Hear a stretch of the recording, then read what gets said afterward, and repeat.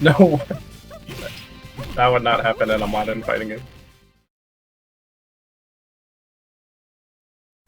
Alright, we're doing this live. I need to set myself away so I didn't get any challenges from Latin America.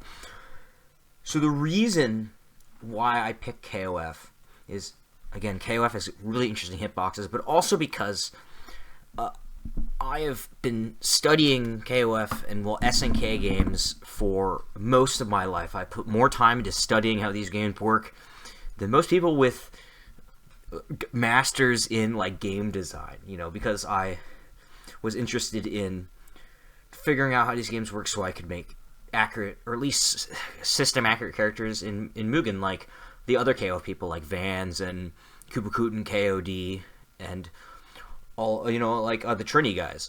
So, I was interested in that same thing. So the reason why I choose Chin, it's not just because I play Chin and I like gremlin characters, but because Chin has more frames of animation than other characters in the game do, due to a certain follow-through to his animations and how they work, or how the moves work. So what makes Chin useful in looking at hitboxes in KOF is how does he show the idea more fluidly. So each character in generally in KOF, in Garo it's different. Garo has a smaller hitbox on the bottom and a chest hitbox, and there's no head box. KOF has head hitboxes and body hitboxes. That's generally true for most characters. It'd be different for every character. Yuri's hitbox right here is it's a general KO hitbox. A lot of characters have a similar hitbox like this. Mary has one like this. Yamazaki has one like this. Lucky has one like this. Heavy D has one like this. It's Takuma has one like this. They'll slightly vary based on the pose. Like, see Yuri, you notice how even though she's moving, the box doesn't change. Most characters will be like that. The box is just there. With Chin, see, his head is moving, so the box is going to move with it. Now, I want to look at a couple animations to really explain this, and we'll slow them down. So, I'm going to the stance. Both these characters have the same crouch box. It's a little smaller for Chin because he's smaller, and you see he's got it's a bit extended for him, so crouching is actually kind of sucks for him. But I want to look at KOF is known for its 2Cs being anti-airs. Very important part of your kit. And Chin's pops up. We'll slow it down. And if you watch it, you can see how it extends based on sort of the motion of him. I'll pull up another one. Let's do DPC.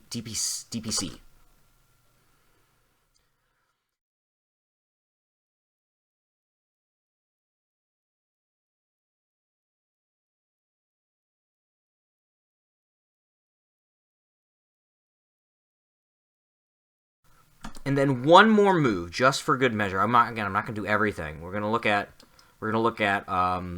QCB C.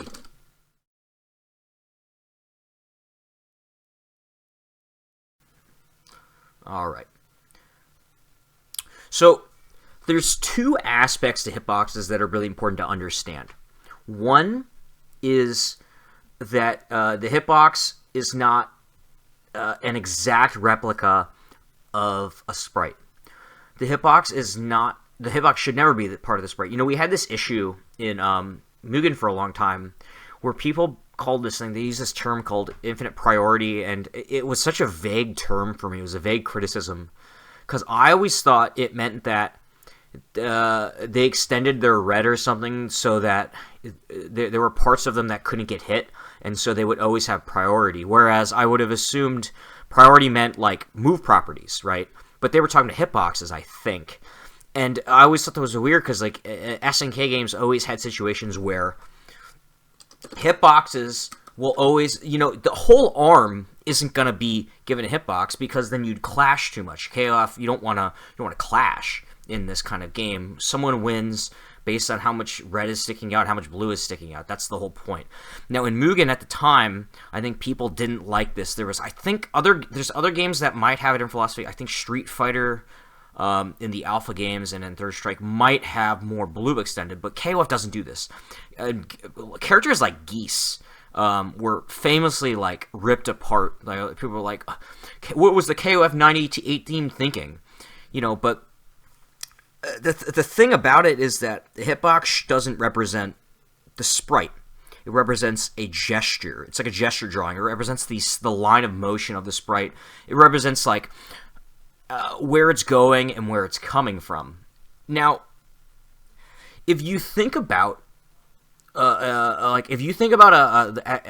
game where all the sprite is active all the time and any interaction with that sprite exists, you're just playing one Must Fall 2097 where there's no hitboxes. And they calculated it based on like where the sprites line up, and it's really jank. It's not really intuitive. You need to simplify structures down. It's like when you draw, when you think about, when you're thinking about looking at an object. You're not going to draw it as you see it. You're going to break it down into core components, and you can expand from those components. But you draw cylinders, you draw boxes, you draw cones, you draw triangles. You don't draw like an arm itself. You build it up from something else, and you add detail. Hitboxes are like that, at least in SNK games, and at least I believe they should be like that in all games. But people have different opinions. We had if you follow the other train of thought, then you end up with like the auto CLSN stuff from Fighter Factory, which I always shit on all the time. I thought it was stupid, and I actually was a little toxic back in the day about that kind of stuff. I shouldn't have been that toxic. But these poor characters are being made, and we had to be aggressive because people were coming out and making characters just to post them on Guild just so they could get the purple creator thing. It's like an EP kind of like elitist thing, like, oh, if you have the contributor thing on Mugen Guild, you're not elite, you're contributing, and it's like, if you're contributing garbage, you're not contributing anything. I do have one though.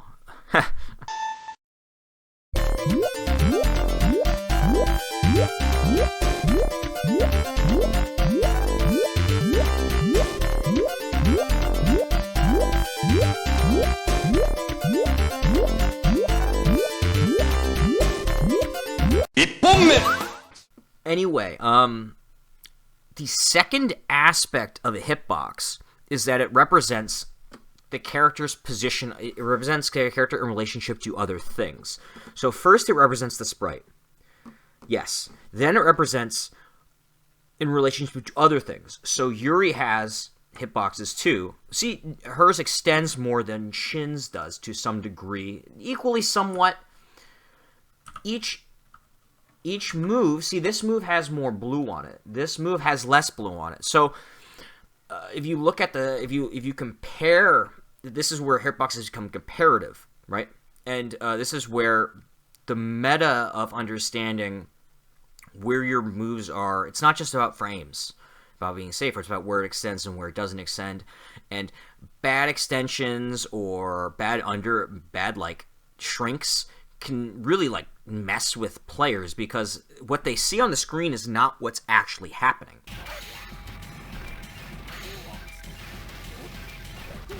I hitbox. So but at the same time, when it's placed in the context of what that box is being used for, then it makes sense. So when you have a move that is meant to be air, like an anti-air, right? This hitbox is bizarre, right? There's no blue on the foot, but in the context of what the move is used for, it makes sense, right? It has its purpose. Yuri has hers is different. See this, but the way it's being extended up, she has control over that diagonal that Shin doesn't really have. Shin kind of he has overlapping blue because it's his head, but then when his like it's either his foot or his bottle fly up, that's a second hit. And so there's a different contextual. He's also shorter, so when people jump in, he has a different kind of animation. He's gonna interact differently with things on the screen. So it's about hitboxes are about two things. They're about understanding the ultimate motion, the core of the sprite and its movement, but also understanding, well, what do other things have in this game, and what is their relationship? Hitboxes can always be changed in development, and sometimes you're playing, you find they don't work out a certain way. Developers change things. This is kind of where this isn't really like exclusive to 4x3, because obviously in 16x9 games these same things happen. But because of screen space and character size, there's different ways in which sprites interact with each other in general, and the way hitboxes interact. So a wider game with a lower ceiling will have, like, something like Under Night has really weird... I'm not even going to talk about French bread. I'm still angry about Lumina. I'm not going to... There's a certain quality to how the hitboxes are made that kind of, because the character sprites are so big compared to the screen, they cover more of the screen, there's less options to move. Like, that's not a game you jump in, that's a game you move forward in by walking, you play grounded. Whereas in KOF, because there's more screen space, you're going to jump more.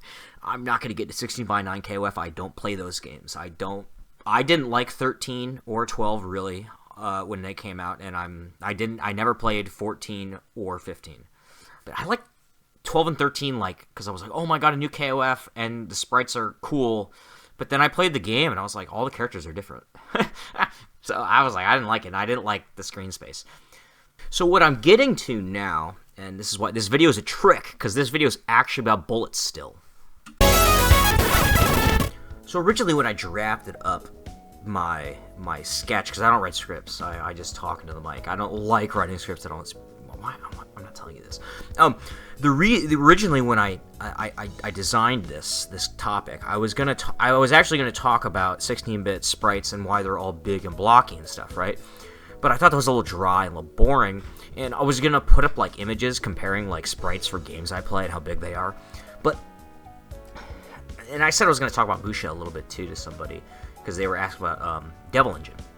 They asked about Devil Blade. But I will give a short reason. There are two ways of understanding why games design hitboxes. In early games, there were two ways of thinking about hitboxes.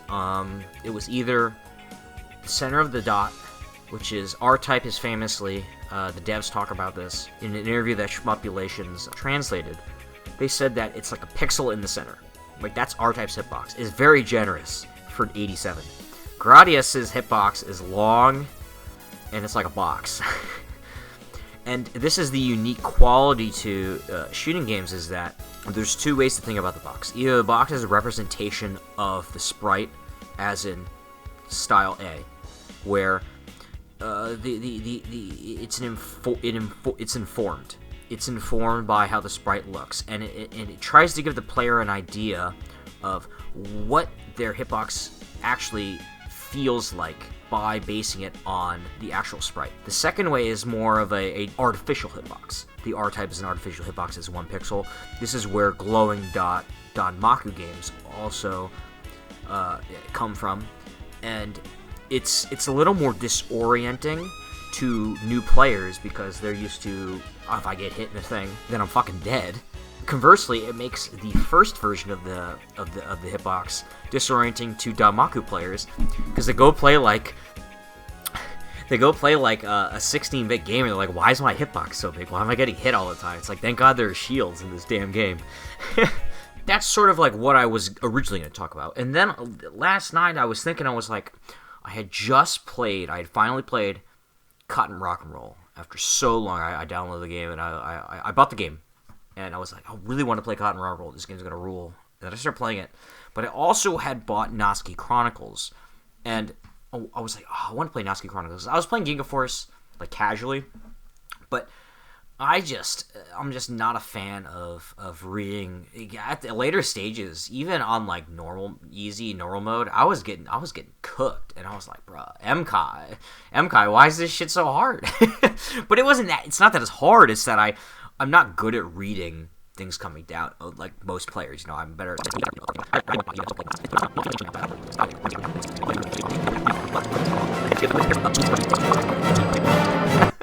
we get into that. But what I want to talk about, because I wanted to compare just like the screen space. And I want to go back to screen space again, because hitboxes aren't interesting. But hitboxes in the context of how they're in being used with the screen, the resolution, and the bullet patterns and everything, I think is more interesting. So let's get to that.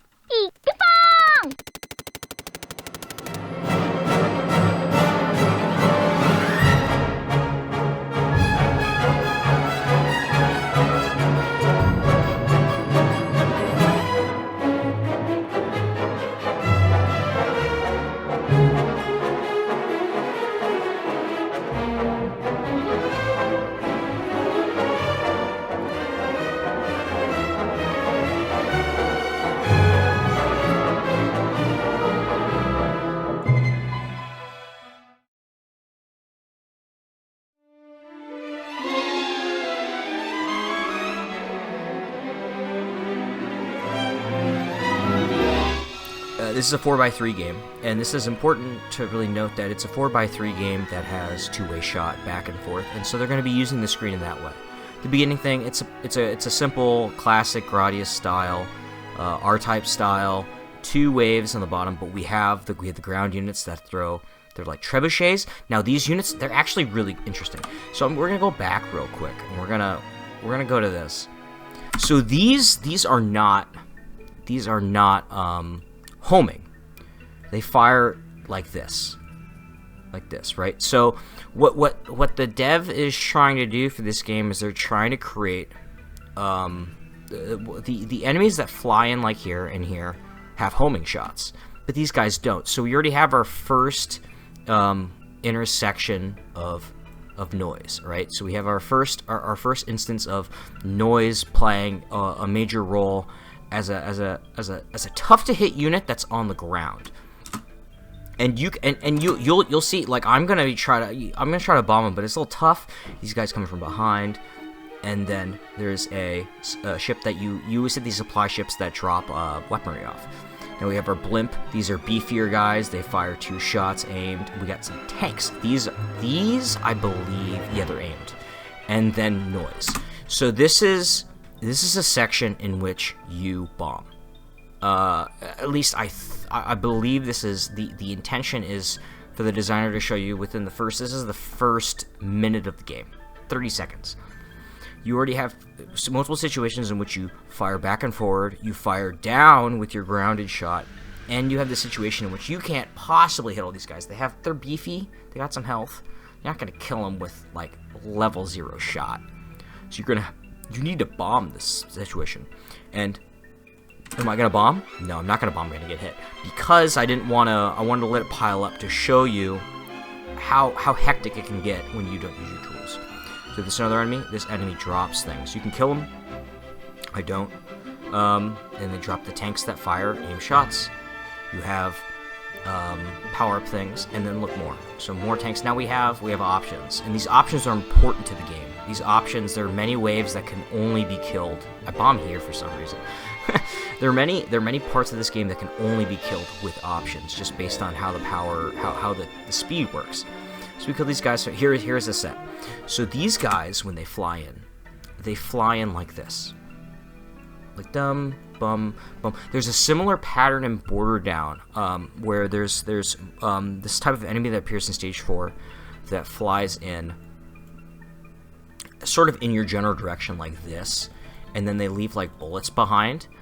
And it's like that where if you're not at max shot level in Border Down, then these things flying at you, you're not going to hit them, right? You have to dodge them around this. This is the same way. If you didn't have options here, you wouldn't be able to kill all these guys. You'd have to dodge around them. But because I have shot here, right, I can just, zoom around. So you see already how the designer is playing with the space, right? How they're trying to say the player has these sets of tools with them, and so how do we challenge them, and how do we make use of the screen space that we have?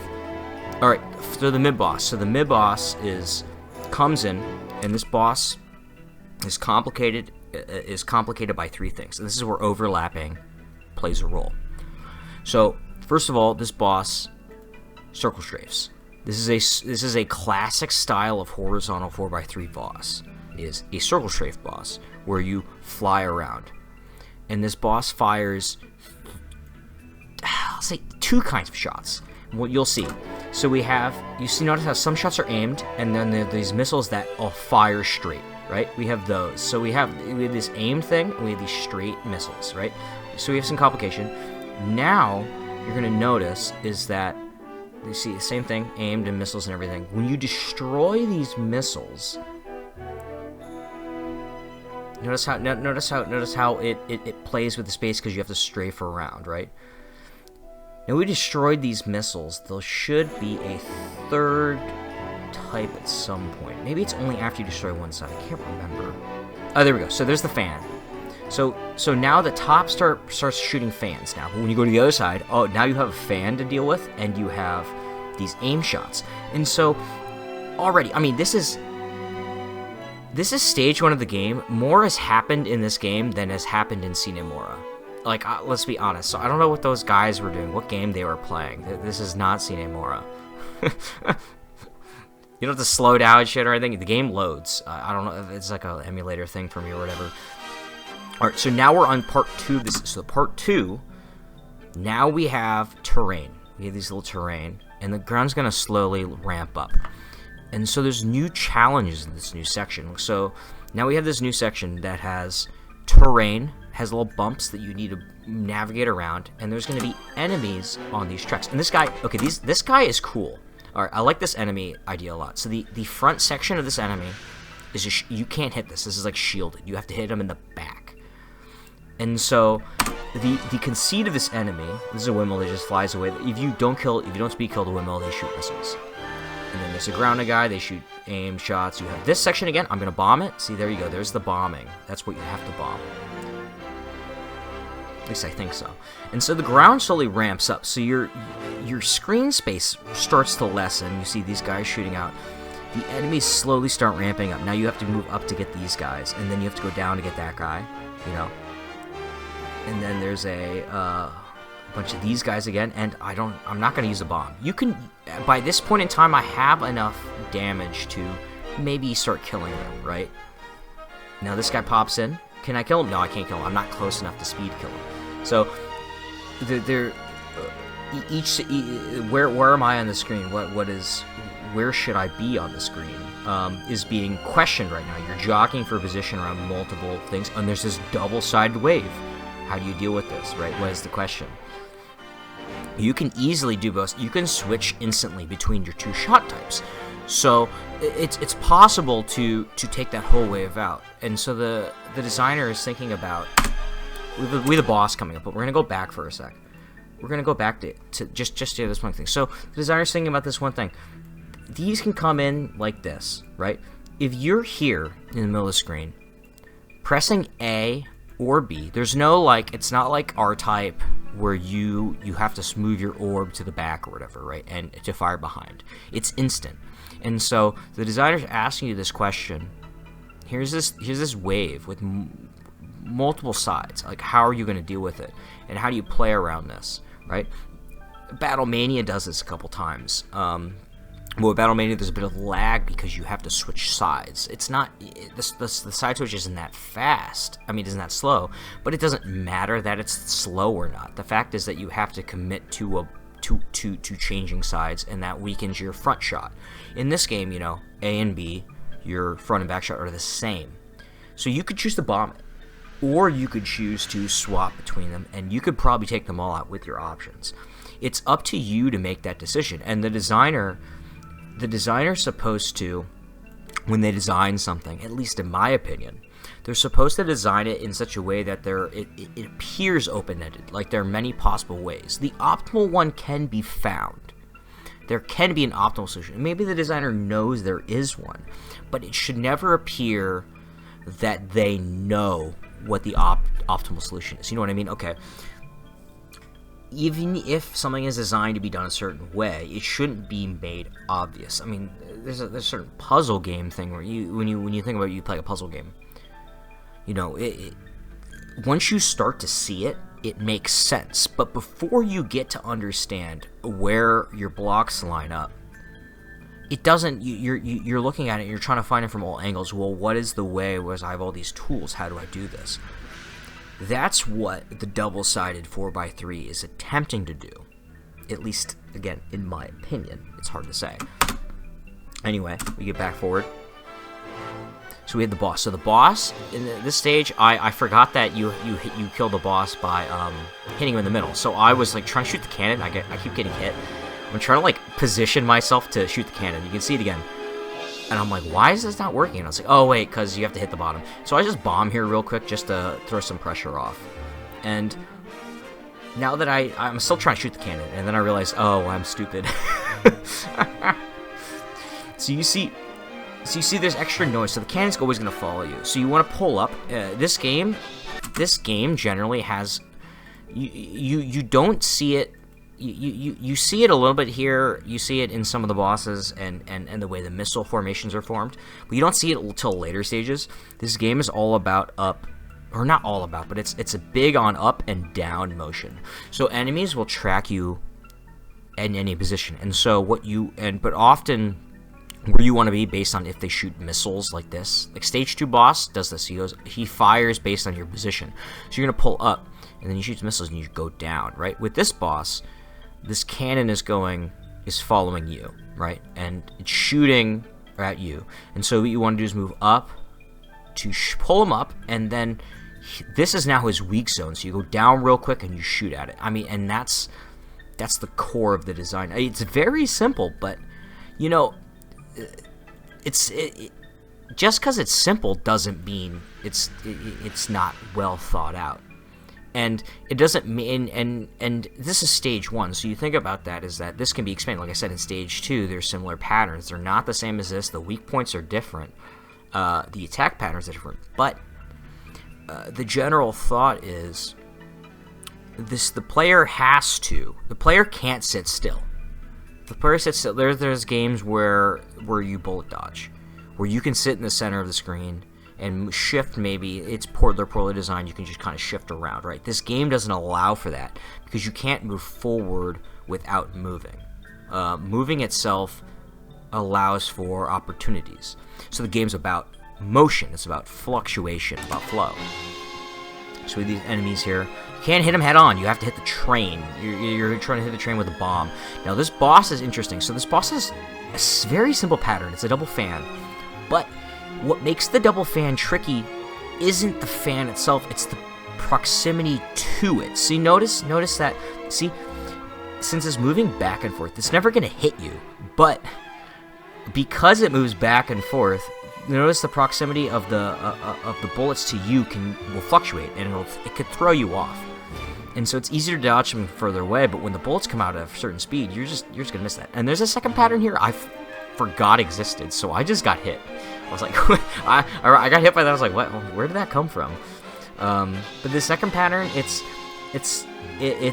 a little messier read because of that thing. And notice that when you're on top, that there seems to be something about the angles and the speeds are slightly different based on.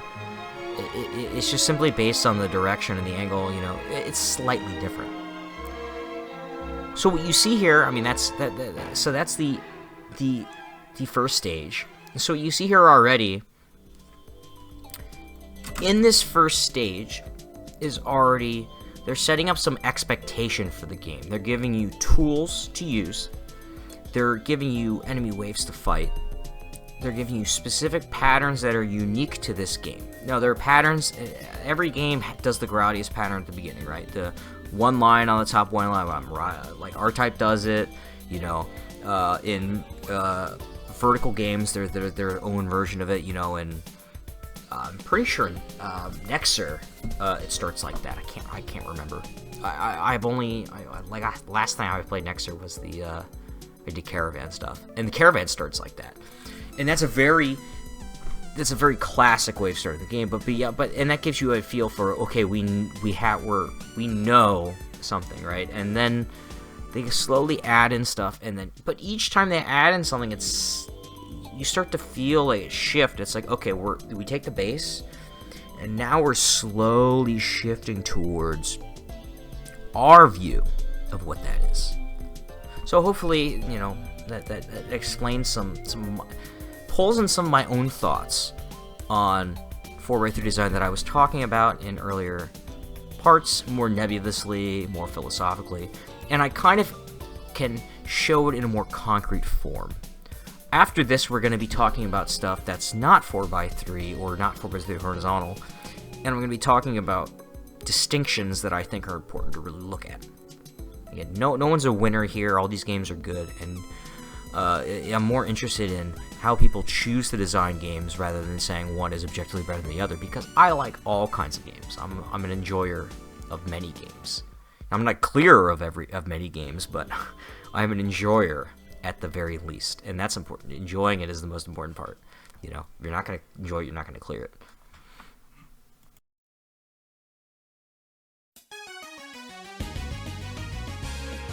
So it starts out pretty basic. We have the same thing that we had in our last horizontal game, except that they kind of move a little. They have a different motion, and we have this. See now the patterns starting to shift a bit, and then now these rockets appear, and I hate these things. They're obnoxious. And now this is this first thing I think is interesting. Okay, so when this appears, when we think about their shot angle, right? So well, that's not far enough. A little further.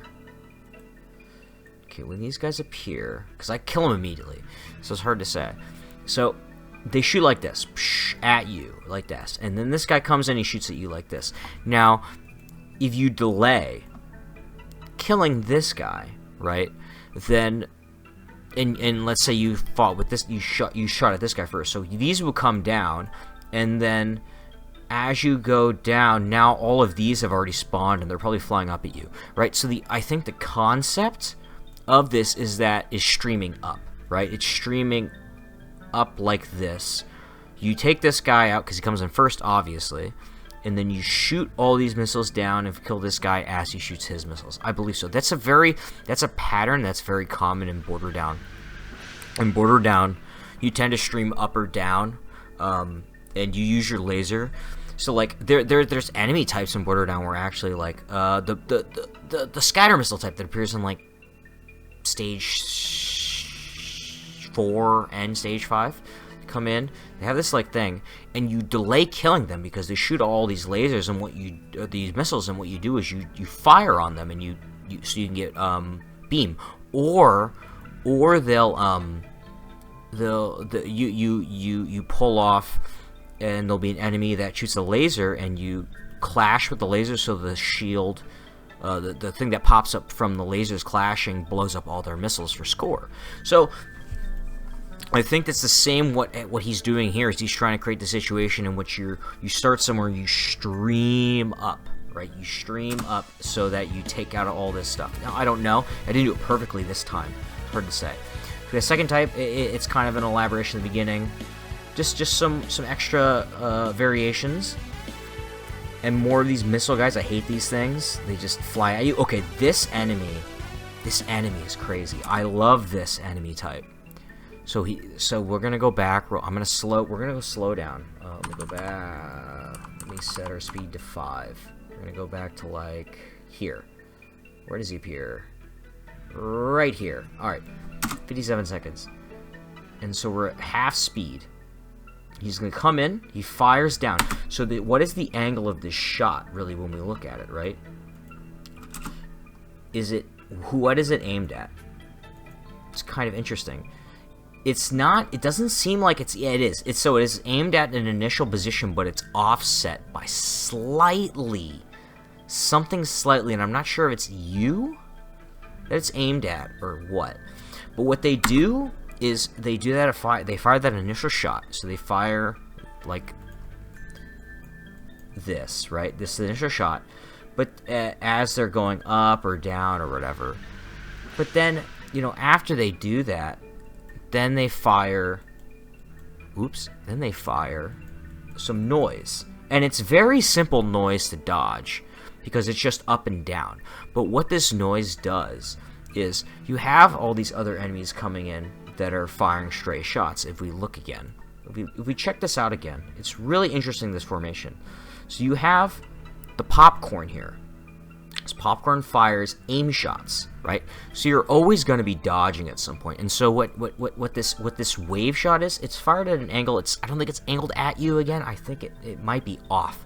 This might be like a slightly off thing where they find your position and then they say, okay, put it slightly off. And then while that's happening, you have all this popcorn going around. We're going to slow this down. I'm going to slow this down a little further. Let's go 20%. And let's really look at this. Look at how this flows. So, notice... Oop, here we go. I'm having trouble with this playback. It's 20% too slow for the orange traffic cone. Ooh, it really doesn't like this. I think it's because of the pre-buffer. Let me go back. Equals speed. Ooh, it just doesn't like this. Okay, we'll go back. Here we go. So I'm going to slow us down to like 20, 30 here. Okay, so we see this guy comes in, right? These guys, they fire these aim shots in, and then this guy shoots.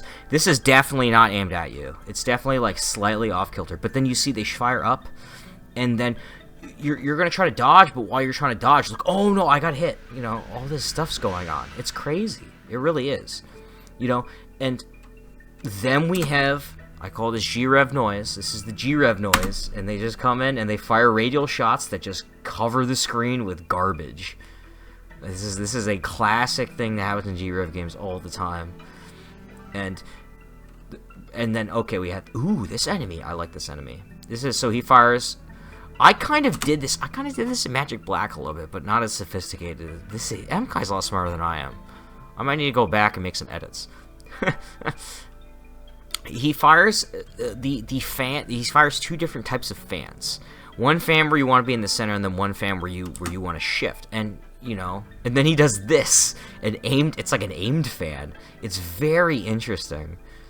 So he's like that, and then they fire another one, and the angle shifts based on where you are, right? So we have some more aim shots. This is why I use the border down beam, because I can ignore this shit. And I can play the game like border down and just mash the button and destroy everything, all the popcorn. Now, this enemy, I'm not sure about how to kill him. I've never killed these guys with a higher beam level, laser beam level, I could kill them, right? But with this level 2 laser, I don't know if the enemies are tanky or something on hard modes. That's why I'm asking. It's like, you know, if I had level 4 laser, level 3 laser, that enemy, he'd be dead with all that damage. So it's hard to say. But they have an interesting shot in that they fire fans and then a radial, and then after you put out of position, then they fire an aim shot. And because you're focused so much on trying to dodge that stuff and also deal with the popcorn, you're not ready for it.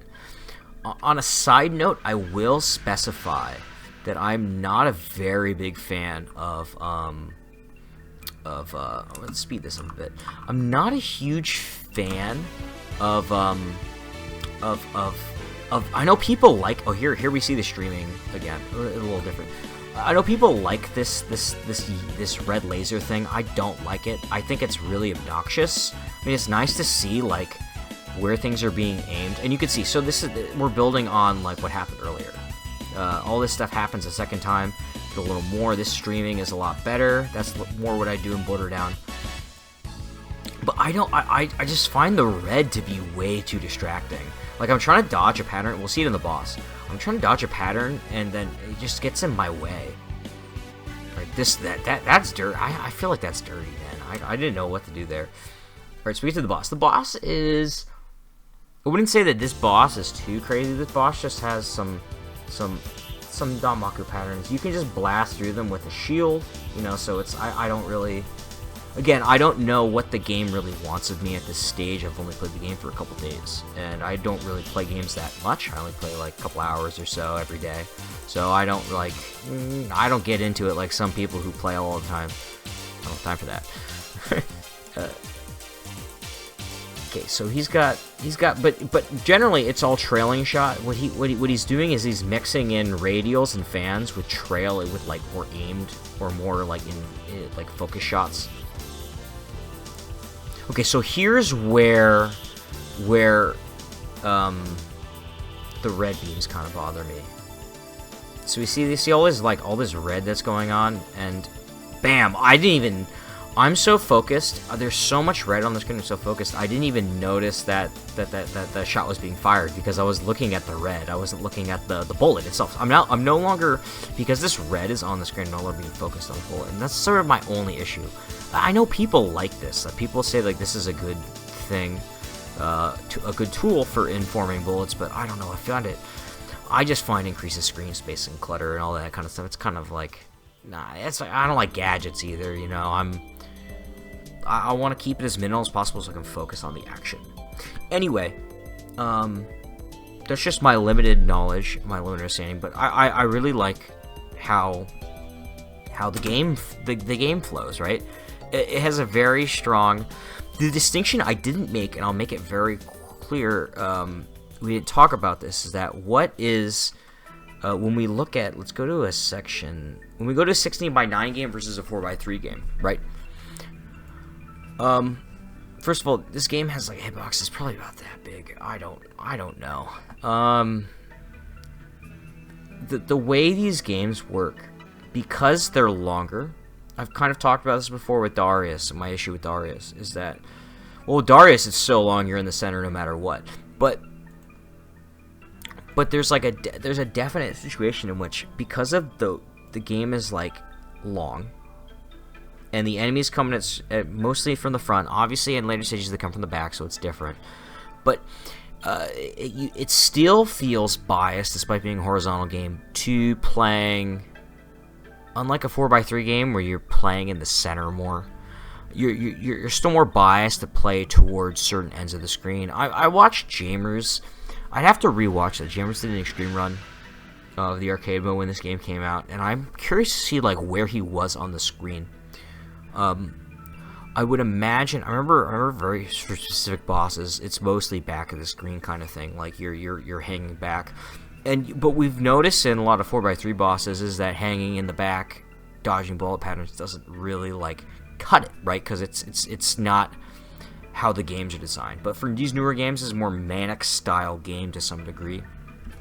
That's just how games are made. The bigger bullet pattern per complex, you're not going to be moving up and all around the screen as much, which is sort of the downfall in some degree of Danmaku, not Danmaku games, but the influence of Danmaku is that it creates situations in which, because you're adding more complex bullet patterns on the screen, the players tend to edge off to some degree. I mean, that's why a game like Devil Blade has a lot more hugging and screen like face hugging or speed killing and stuff like that, because the way the patterns are telegraphed and the way they're designed, they're not like Danmaku patterns. They're macro dodge patterns. You just mostly dodge around the stuff. You don't dodge. You don't weave in between things. Even those lasers, they're so telegraphed. They're just memo heavy. You just know what they're there, and you just like just macro dodge through them. That's the distinction. This game, now you can use the shield, and I think that's the key that I'm missing. Is that proper use of the shield allows you to not even bother. You don't have to worry about micro dodging. But again, I don't know. This is an example of a game that's new to me, and this is my approach trying to understand it. Is like think about, okay, at least when I play games, I try to understand this stuff. So again, 16:9. That's our example. Hopefully, some thoughts.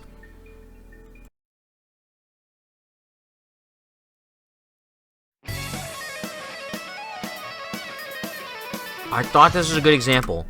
So we're going to begin with one thing here. Okay. I don't know the hitbox in this game. I'm assuming it's this big. That's just straight up my opinion. It's that big. The hitbox doesn't matter. The point is that the screen in a vertical game, this is your screen space, right?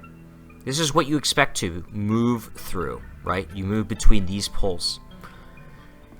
In a vertizontal game, you are moving almost when you stop cropping the sides, you are moving almost, it's like almost a third bigger, right? You're moving to here to here. All right. What happens? Everything gets, at least in good examples of the genre, of the vertizontal, which is far and few between.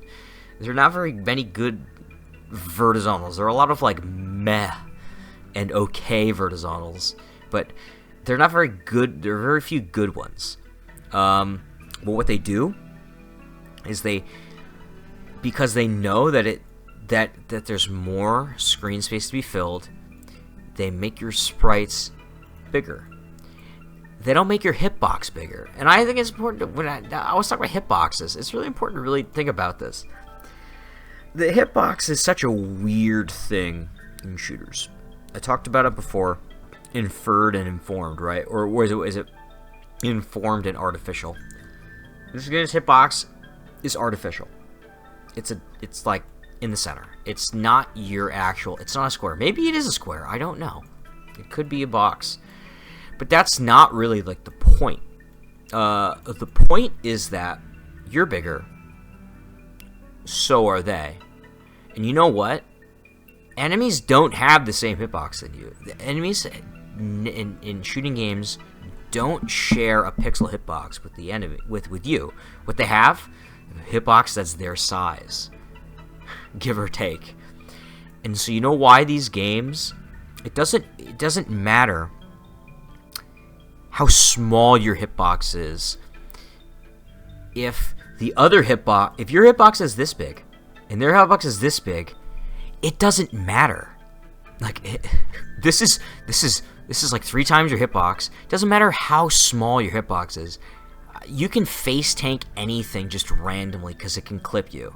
It's no different than you could have a box this big, and the bullet hitbox is half your size. It doesn't matter. You're going to clip it. And so, for me, part of the issue with the vertizontal, and why there's a lot of good vertizontal games, but often I feel like the concept, if it's done this way, is weird. Because you're still, at the end of the day, it's no different than a 4x3 game with a giant hitbox. It's no different than Lords of Thunder. Lords of Thunder, where the tiny bullets in Lords of Thunder that are half your size, or your hitbox is half the size of the enemies. It doesn't matter. You're still gonna have issues where you run into things, right? So that aside, that's just an explanation. That's my explanation at a basic level of 4x3 vertizontals, from my opinion, based on my experience. Now we'll get into the actual game. So this is when I say compile is weird, because compile is controlled chaos to me. I think compile is the most chaotic. It was one of the most chaotic developers next to Rising, because went to Rising again. How these games work is there's not necessarily there are patterns to where things come down from. So we already see, we can go back. We're gonna slow this down. So the beginning, these fire enemies, they're not random, but they're slow, right? So we're gonna go down. All right, we're gonna kill this thing first.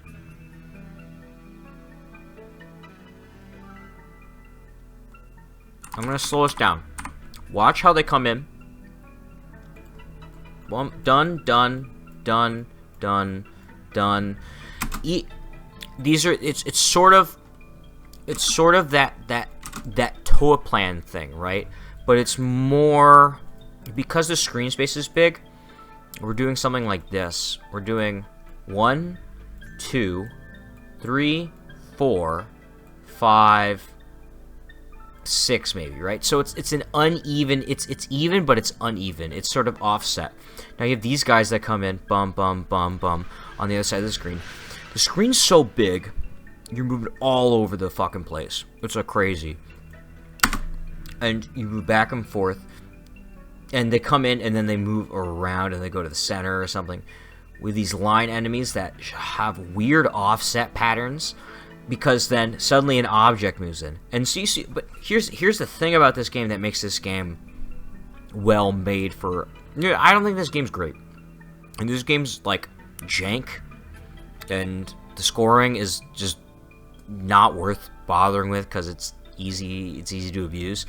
But this game does something with the 4x3 space very well, and is that everything is informed by that space. So we go back here to this section, right here. Oh no, not there. Right? Come on. Where are we? Okay, here. So this section comes in. Sorry about the traffic cone, guys. The traffic cone is not wanting to work with me right now.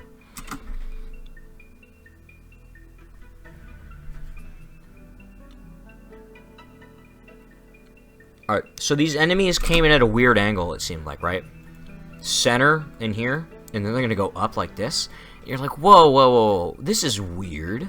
This is not right. This is off-center. And then there's the third wave. And so, rule of 3, it makes sense now. Like, this is what Compile is good at. And this is what Rising ended up being good at, was, and later Cave, is stage, when you don't have a stage in a vertical game, how do you create contextual design? Well, you can have backgrounds.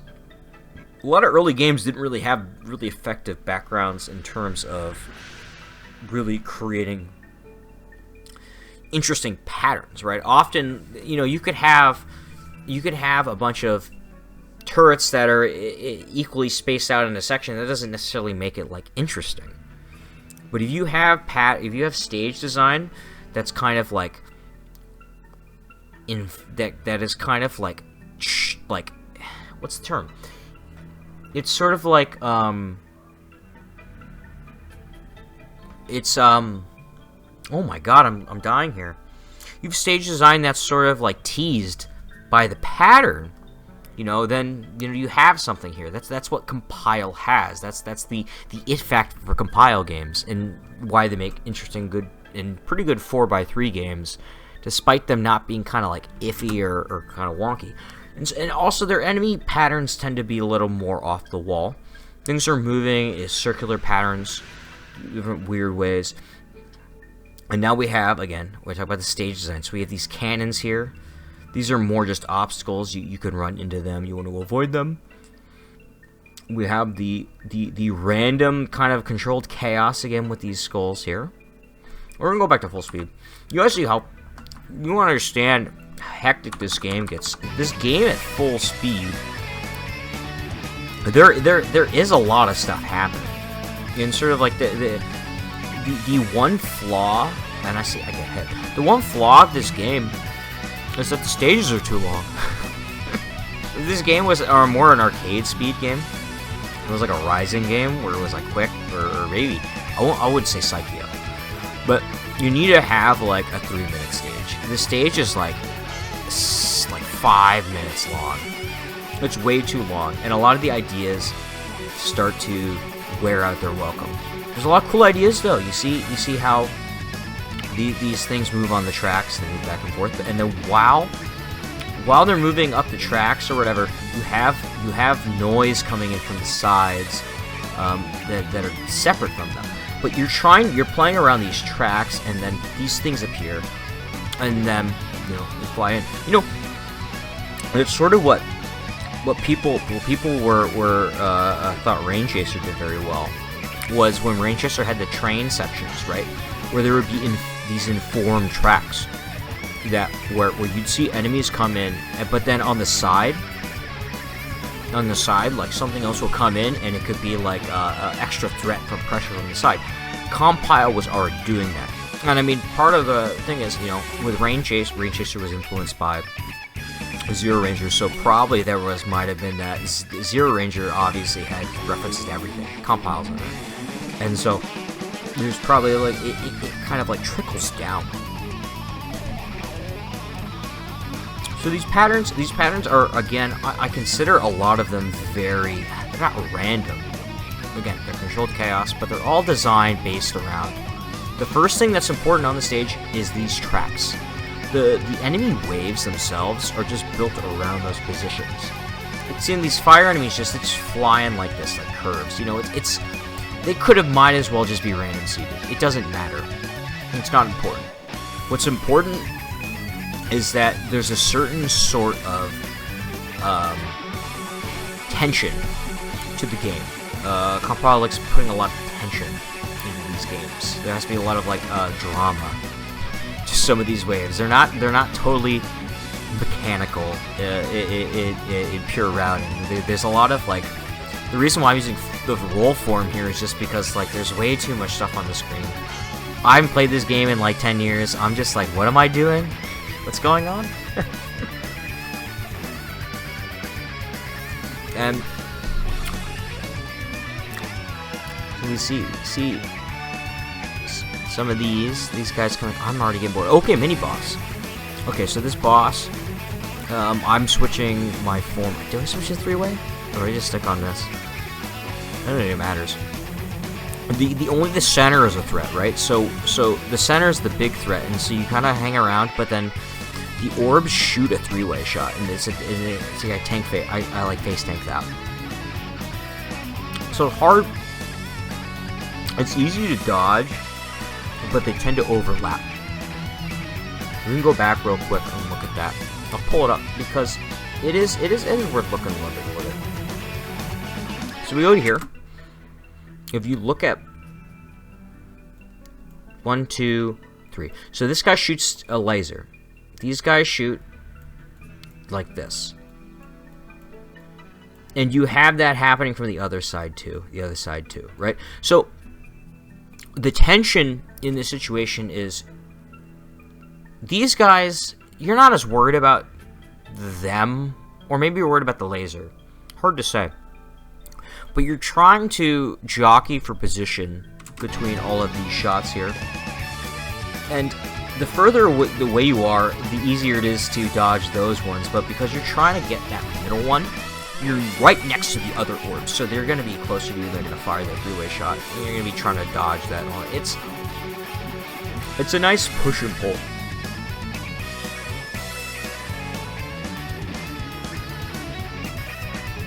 And not much to say here. It's a lot of train. Again, the stage goes on way too long. Compile, man. It's like a mid boss. I don't even know what this is. It's like a mid boss. I don't think I kill it. No, it just goes away.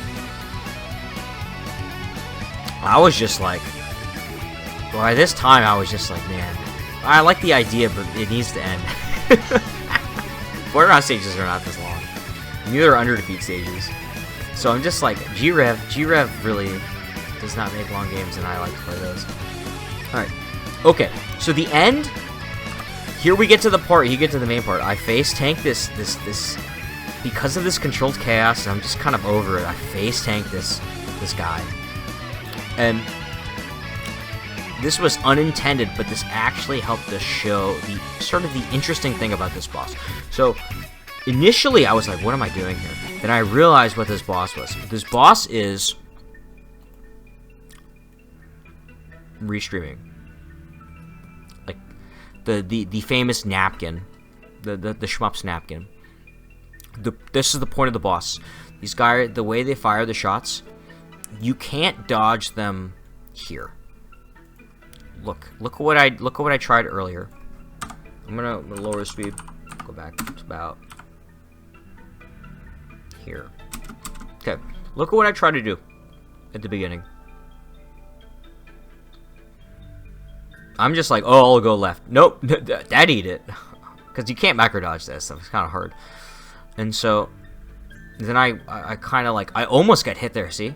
Then I realize what it is. I'm like, oh, okay.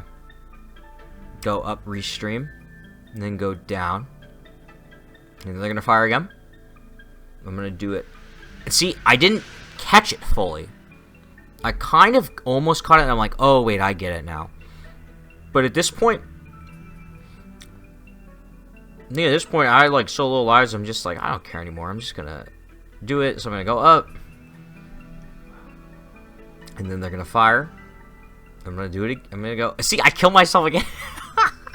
I don't think I figured it out. I don't think I quite figured out that it was a restreaming pattern until I was on 0 health, or I think after I finished this and I watched replay. I'm like, oh, I'm such an idiot. It's so clearly just a back and forth motion. But the thing is with this game, and last time I played this game, like most people who last play this game, you just use your like full power weapon and you just sit on this and you just kill it instantly. It like dies like super fast if you have full power. The only reason that this happened was because I face tanked that fire enemy at the beginning. I completely lost all of my power, and I was just like, okay, well, I have to play this game like at low power. It does provide an interesting look at what happens at the lowest level of optimization, though. In this game, you have to actually start dodging. You can't just brute force your way through this game, which otherwise you would just do that. You would just brute force your way through it. The ending of this boss is incredibly easy. It is just the first stage of this boss was way harder, but I have no shot power at all, so it is like I just have to slowly kill it. And I mean, that's M.U.S.H.A. And so a lot of my own thoughts, again, I only played this one because I just downloaded the ROM recently, and I was like, I'll play it. And because that guy asked about 4x3 Vertizontal, but everything I basically have to say about the style of game, because I'm not a fan of them.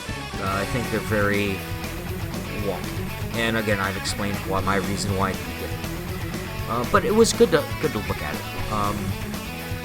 Is this game lesser than the other two? What do you think my favorite?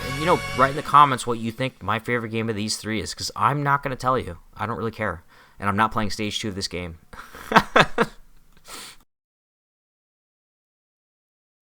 So this wasn't quite thorough. And it was probably not as technical as you'd probably want it to be. The thing is, I play, and then when I go back and rewatch the footage, I'm just gonna comment on what I see, and I'll pause if I think there's something interesting. And sometimes I don't find anything interesting. Like maybe there's more things you'd see in the Natsuki Chronicles or in the M.U.S.H.A video that maybe I should have paused for that I didn't think was that interesting.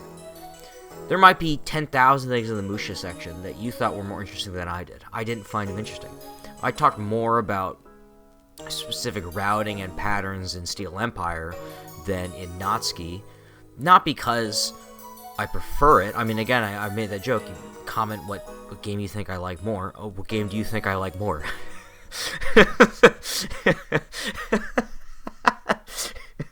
Why do I like 4x3 horizontal shooters? I can talk about that for hours.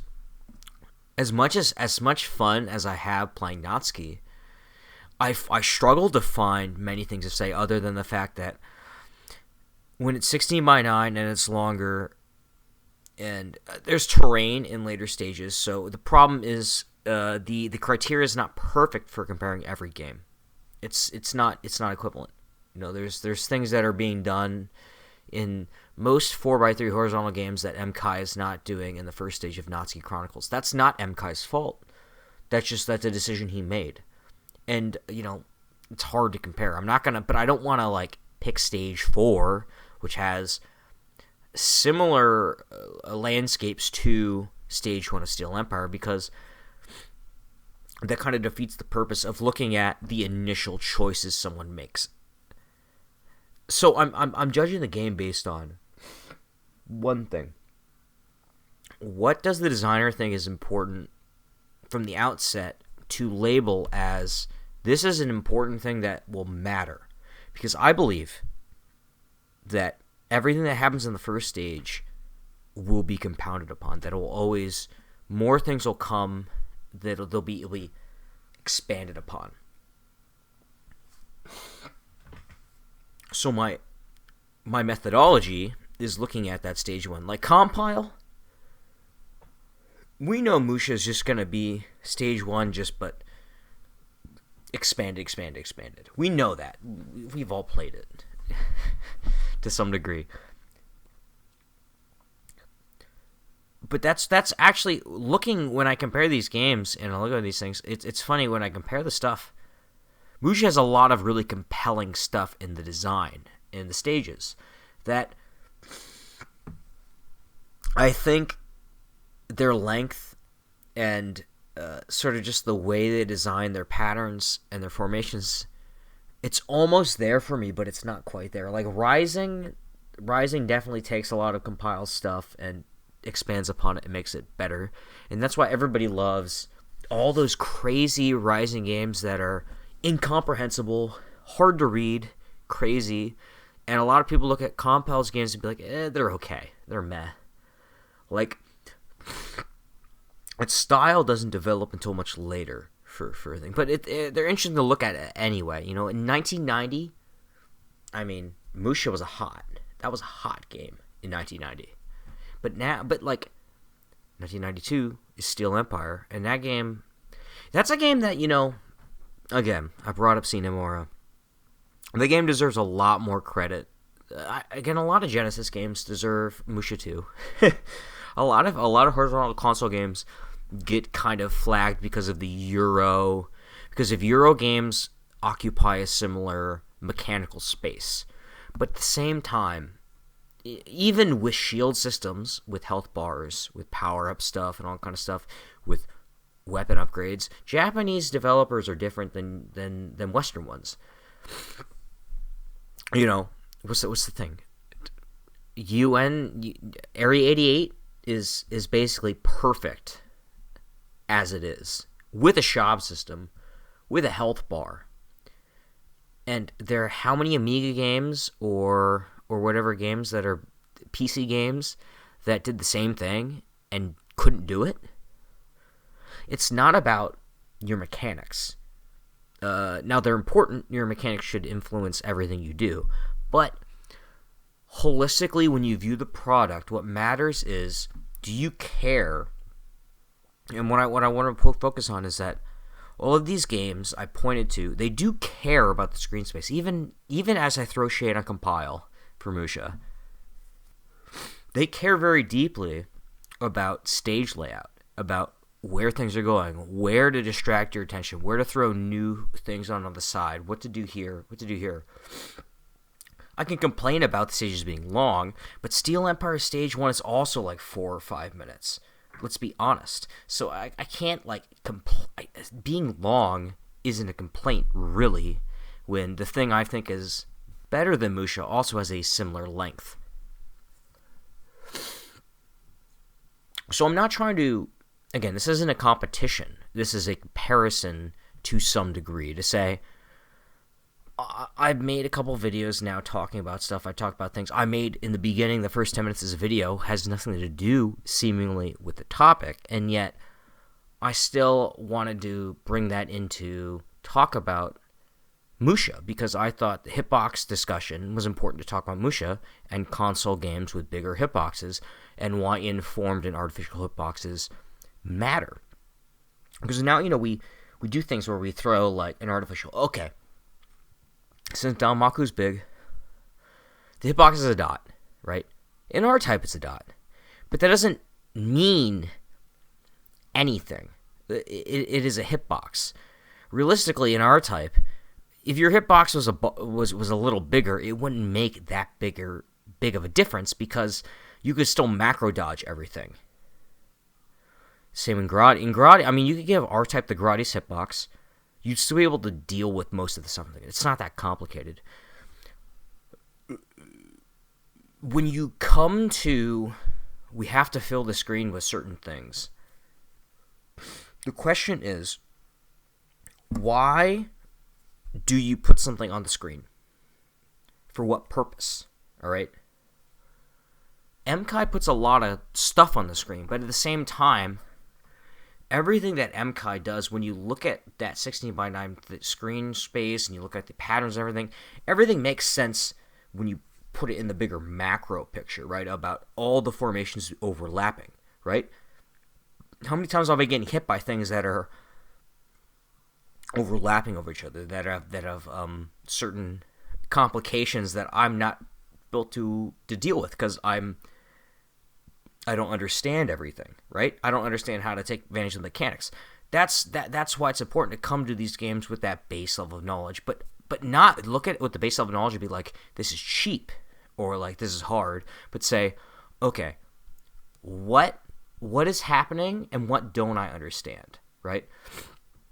I'm more interested in coming to things in the terms of, a lot of people, like, they play games and they'll be like, oh, this is hard, this is jank, this is busted, I hate this, or whatever, and it's stupid, like, who cares? And I've always come from that position where, as a fan of many, as a player of games that were always not considered good games in the fighting game community in the late 90s, early 2000s, you know, where we were snubbed for years as SNK players by Street Fighter players,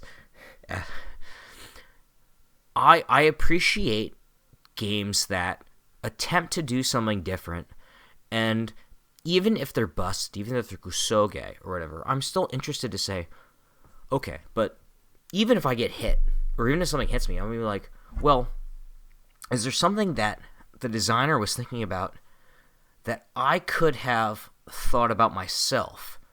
Because it's not about the game failing me per se. It's more about me approaching the game incorrectly. You can't play one fighting game expecting a different one. You have to approach it, you know, according to its mechanics, its philosophies, its characters and everything, and you can't expect it to bend to your will. So we approach games, and I mean, there are plenty of people who are bad developers who don't know what they want, but at the same time, we apply that to people who know what they want to do, and it doesn't fit our standards. You know, again, these console games, they're weird. They're not quite what we expect from games, especially if we play arcade games. They're weird, but at the same time, so is Metal Black. What Metal Black is a weird game. It's very strange. You know, same with Gun Frontier. Gun Frontier is bizarre. You know, we because we've grandfathered in certain concepts, certain games, certain things. We tend to forget that a lot of games are built off of bizarre concepts. R-Type itself is incredibly unique. That's why there's a disconnect between R-Type fans and general and SGG fans, because you can find a lot of fans of SDGs who don't like R-Type, and many R-Type fans who don't like shooting games. I mean, it's just that's just how it is. This thing, but they're still categorically the same thing. And I prefer a more holistic approach to attempting to understand these things. So, you know, it's not perfect. This video is not perfect. Nothing is perfect. But everything should be a way, an attempt to approach things that, you know, they're interesting in the end, right? If it wasn't interesting, you wouldn't be, like, thinking about it, right? If it wasn't interesting, it wouldn't even register in your mind, right? The fact that people don't like R-Type in the first place, that it promotes such hatred, I have to memorize this or whatever, that itself says more about the game than something like where it's a middly game that nobody cares about, nobody played, and nobody cares about. It's whatever. This game is a game. So I'd rather, you know, that's a huge distinction, because as a fighting game player, I've played many of games. I've played all kinds. I explored the Dojin games and the Dojin scenes for years. I have too many Fighter Maker games that I have played, too many Dojin games I've played, too many indie games I've played, and I can tell when shit smells. Trust me. But what draws people to a game isn't so concrete, isn't so scientific. There's something more to it. And when you smell that shit, when you smell that turd on the street, you're like, someone forced this one out, and they really wanted to force this one out, and you got to commend that.